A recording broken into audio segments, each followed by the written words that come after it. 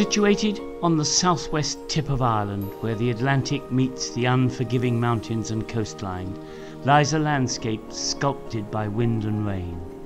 A region known for its rugged beauty and abundant marine life.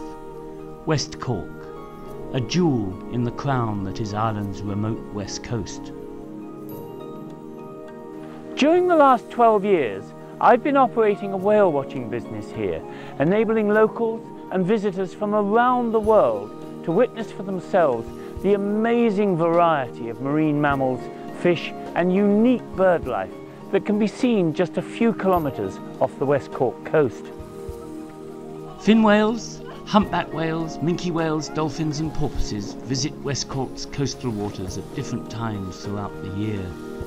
Atlantic grey and harbour seals breed on the small islands dotted along the coast, while many bird species make the waters around the islands of West Cork a summer home prior to their autumn migration south over the equator. During the course of this series, I'll not only be looking at the marine life that lives here, I'll also be asking, why is this region such a magnet for some of the world's most incredible marine species, and how we can all do our part in conserving the environment here in what is a truly Wild West Cork.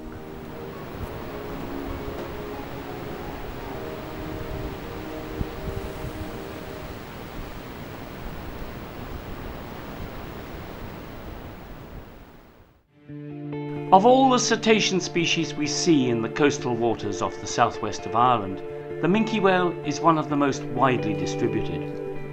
One of the smallest of the baleen whales. Only the pygmy right whale is smaller. This pretty little whale is seen from tropical to polar regions. Although small in comparison to most other baleen whales, when fully grown they can exceed 30 feet in length and weigh in excess of 8 tons. This small, sleek baleen whale, with its characteristic pointed head and broad white flashes on its pectoral fins, appears off West Cork as early as March. It may stay as late as December. The diminutive minke has one of the most complex and little understood population structures of any baleen whale. There is now evidence of considerable segregation by sex, age and reproductive status. In West Cork, the vast majority of sightings made within 5 to 8 miles of the coastline during May and June are now considered to be females with young, with males spending more time offshore.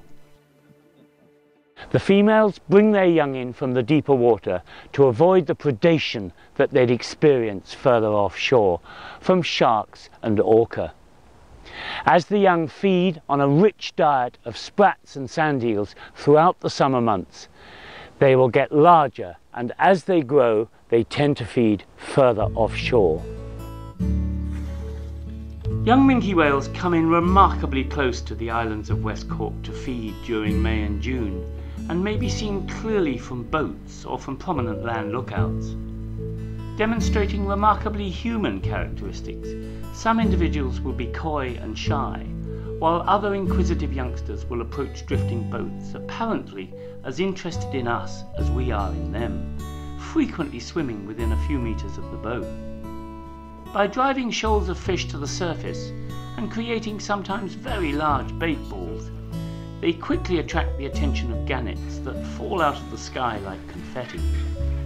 It is never long before short-beaked common dolphins hear the commotion and appear to share in the bounty of these clear, unpolluted waters. Alongside minke whales and gannets, the dolphins create a feeding frenzy that is one of the amazing natural wonders of Wild West Cork. A wildlife spectacle to rival any on the planet. So what of the future of this spectacular little baleen whale, the minke whale? Over the last few years, we have been seeing an increase in sightings.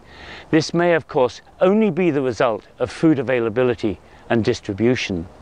However, during the last 5 years we've been studying these animals, we've been seeing an increase in the number of young animals much earlier in the season. This would suggest the breeding population in the northeast Atlantic is quite healthy. Overfishing, oil exploration, excessive coastal development, pollution, climate change, and oceanic acidification may all ultimately adversely impact Ireland's smallest baleen whale.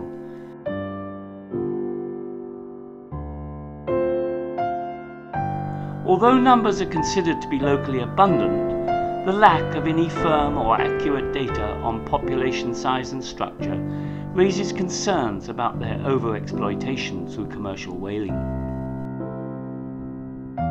In spite of the challenges faced by this spectacular little baleen whale, from climate change and other aspects of human behaviour, they continue to thrive in West Cork. As the young animals come inshore during the spring, locals and whale enthusiasts from around the world will gather on headlands with their binoculars and cameras and telescope in the hope of getting a glimpse of the humble Minke whale. As the winter storms regress and the sea calms away, the more intrepid amongst us will head out in boats in search of this true harbinger of spring.